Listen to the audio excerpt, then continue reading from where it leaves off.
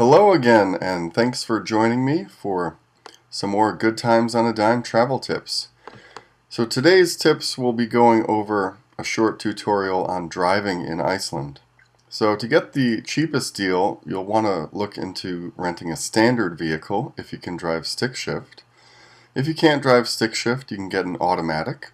If you get an older model vehicle, you'll save a few bucks there as well. And if you're in a group, it's usually good to get a bigger vehicle.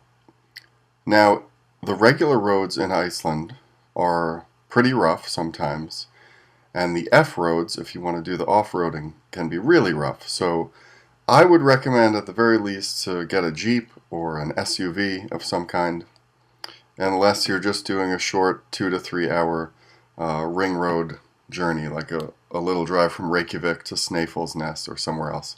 But if you want to drive the whole country, if you're going for a week or more, get yourself an SUV or a Jeep of some kind. Gas stations are spread out pretty evenly throughout the ring road, so gas up every few hours and you'll be A-OK. Some other nice things about driving in Iceland to know are that it's extremely windy and the weather is very volatile. It can be snowing one second, it could be completely clear, it could be raining the next, it could be super foggy. So you're going to want to take it easy, do not rush. Do not ever rush to your destinations. Take it easy, slow but steady should be your mantra while you're driving. I've seen accidents on the road, I've seen cars overturned there, and I've only been to Iceland twice. So in 2 times going, I have seen several accidents of tourists.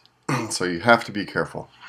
Good things to know. So thanks for joining me for this quick little tutorial on driving in Iceland.